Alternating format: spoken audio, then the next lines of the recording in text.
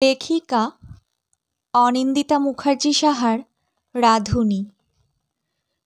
1 plate white pasta. Santu মুখ বাড়িয়ে বলল। কবজি উল্টে ঘড়ি দেখল বিকাশ। 11টা বাজতে 5। এত রাতে? চাউমিনটাতে চিকেনের টুকরোগুলো মিশিয়ে সেটা খুন্তি দিয়ে ঢং ঢং শব্দ করে মেশাতে মেশাতে বলল বিকাশ। সন্তু বলল, ভাই সবে 11টা, দেখ না আজ কত রাত অবধি চলে। নিচে ভিড়টা একটু দেখ মুখ বাড়িয়ে। সন্তুর বলা কথাগুলো কান দিয়ে ঢুকে বেরিয়ে যাচ্ছে বিকাশের, ঠিক চলন্ত ট্রেনের মতো। ট্রেনের কথা মনে আসতেই বিকাশের মনে পড়ল আজ শেষ ট্রেনও পাবে না ও। আরও ঘন্টা 2 পরে বেরোলেও সুবীরের বাইকে বাড়ি পৌঁছাতে পৌঁছাতে রাত 2-2:30 বাজবে। আবার কাল বেলা 12টার মধ্যে বেরোতে হবে। ভেবেই যেন ক্লান্ত লাগে বিকাশের। আবার ল্যান্ডফোনটা বাজছে। এই ফোন বাজছে মানে ভালো লক্ষণ, কিন্তু এখনকার ভালো লক্ষণটা যে বিকাশের জন্য খারাপ হবে সেটা বেশ বুঝতে পারছে বিকাশ। 2বার রিং হতেই সন্তু ধরে কিছু লিখছে। মনে হচ্ছে অনেক কিছু অর্ডার আছে। শম্ভুদা 4টে চিকেন রোল, 1টা মোগলাই, হেঁকে বলল সন্তু। ওর এটাই কাজ, নিচ থেকে ফোন করে যেসব অর্ডার দেয় ও লেখে আর জায়গা মতো পৌঁছে দেয় সেসব অর্ডার। ওয়াও কিচেন নামকরা রেস্টুরেন্ট পার্ক স্ট্রিটের বুকে। দোতলা রেস্টুরেন্টের হাফতলা জুড়ে রয়েছে রান্নাঘর, মানে ওয়াও কিচেনের রহস্য। সেই রান্নাঘরের মধ্যে আবার ছোট ছোট কূপের মতো রান্নাঘর। একটায় মোঘল, একটায় চীন, একটায় সাউথ ইন্ডিয়ান, একটায় আবার বাংলা। প্রতিটা রান্নাঘর সামলানোর দায়িত্বে আছে অভিজ্ঞ কুকেরা সব। নিচ থেকে অর্ডার আসছে আর চোখের নিমেষে রান্না হয়ে যাচ্ছে। কিরে পাস্তা হলো তোর? সন্তুর কথায় বিকাশ দাঁত মুখ খিচিয়ে বলল, এই তো চিকেন চাউ হলো 10টা, একটা ভেজ চাউ করে তারপর পাস্তা। বলতে বলতে সবজিগুলোর মধ্যে সয়া সস ঢেলে দিল বিকাশ, সাথে ভিনিগার।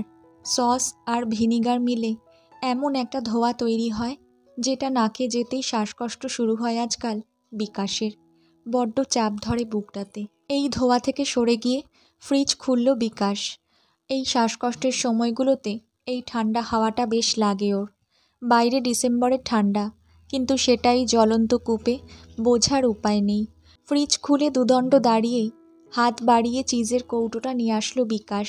চিজের কৌটোটা খুলতেই মনে পড়ল বিকাশের যে আজ আসার সময় ও বলে এসেছিল রাতে কিচ্ছু রান্না করো না, আজ চিজ পাস্তা খাওয়াবো। কথার কথা বলে এসেছিল বিকাশ।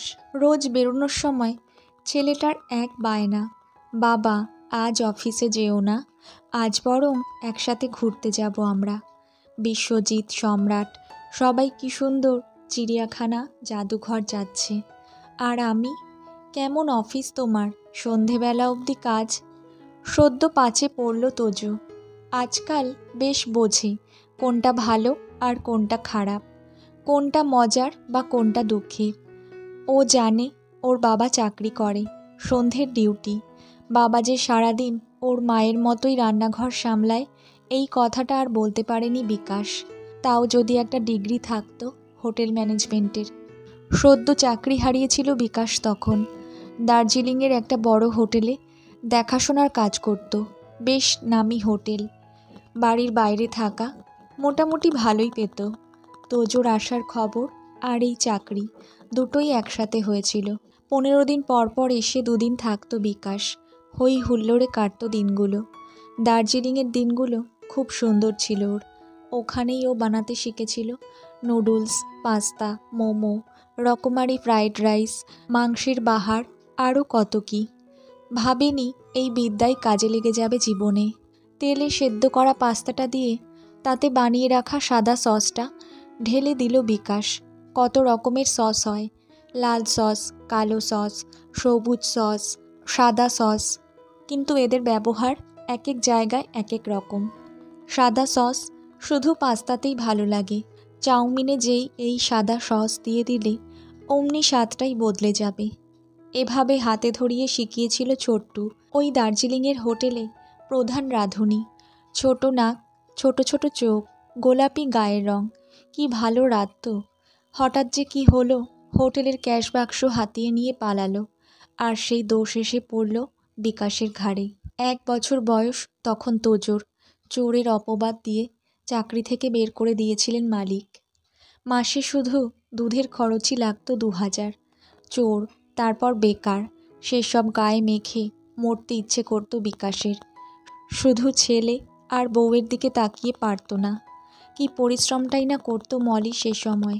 সেলাই করছে, ছোট বাচ্চাদের পড়াচ্ছে, 1-2বারই রান্না করছে, আর বিকাশ ঘরে বসে বউয়ের টাকায় খাচ্ছে। বিকাশ ভাই, আর একটা হোয়াইট সস পাস্তা।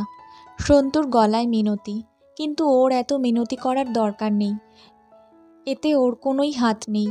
কিন্তু তাও ওর মুখ থেকে যখন খবরটা পৌঁছায়, রাগটা স্বাভাবিকভাবে সবার ওর ওপরেই পড়ে। সন্তুর বলা কথায় বিকাশ আবার ঘড়ির দিকে তাকালো। 11:30 বেজে গেছে। এখনও অর্ডার ক্লোজ করেনি। সন্তু বলল, ঢুকতে দিচ্ছে না আর কারোকে, তবে যারা আছে তাদেরই বায়না এসব। এই হোটেলটা চীনা খাবারের জন্যই বেশি বিখ্যাত। এখন তো বছর শেষের উৎসব চলছে, কিন্তু অন্য সময়গুলোতেও ছুটি নেই বিকাশের। বিকাশের বানানো চাউ, ফ্রাইড রাইস তো যেন রোজকার রুজির একটা মাধ্যম হয়ে গেছে এই ওয়াও কিচেনে। বেকার থাকাকালীন বিকাশের এক দাদা এই হোটেলের খোঁজ দেয়।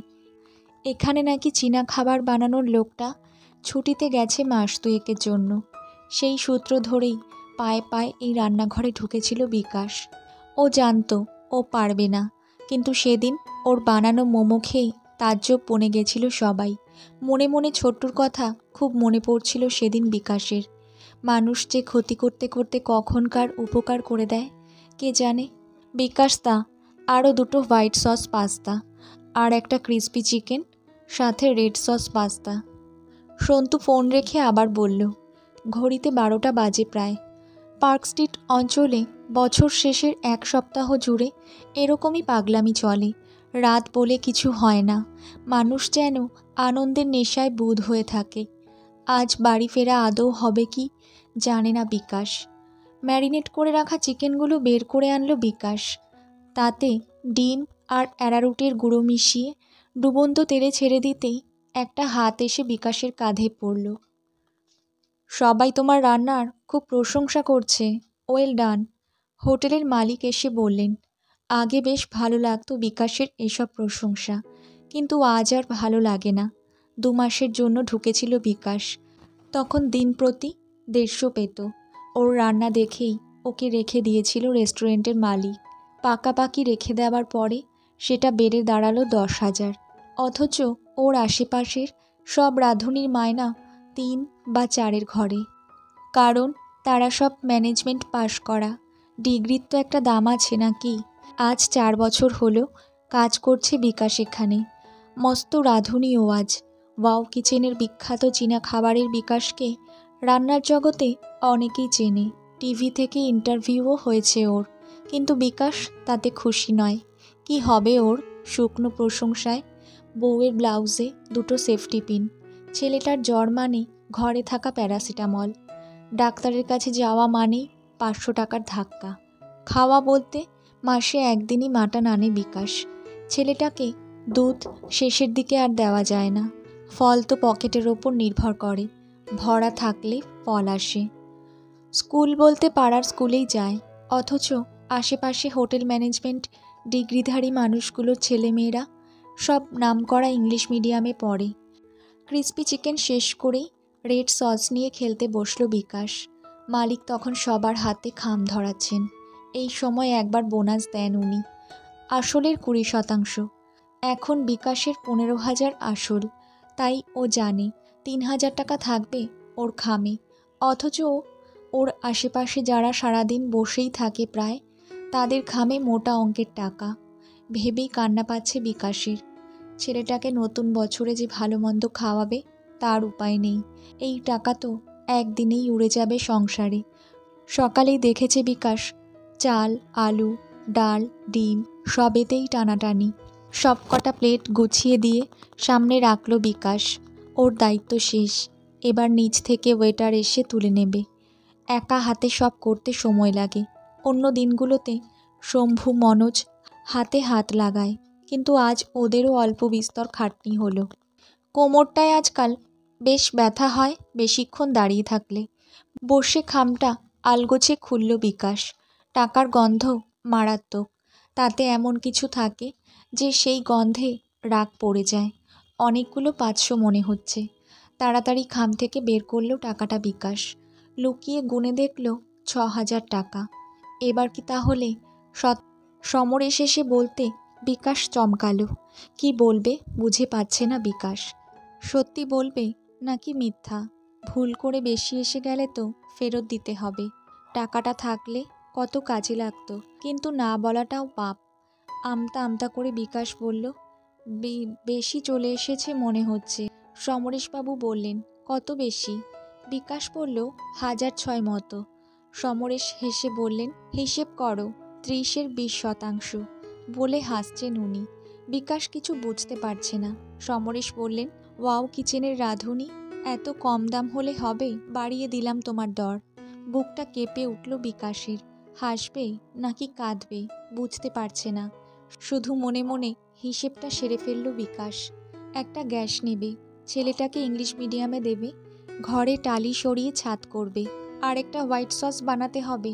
সন্তু বলল, এত রাতে? মনে মনে ভাবলেও খারাপ লাগছে না বিকাশের।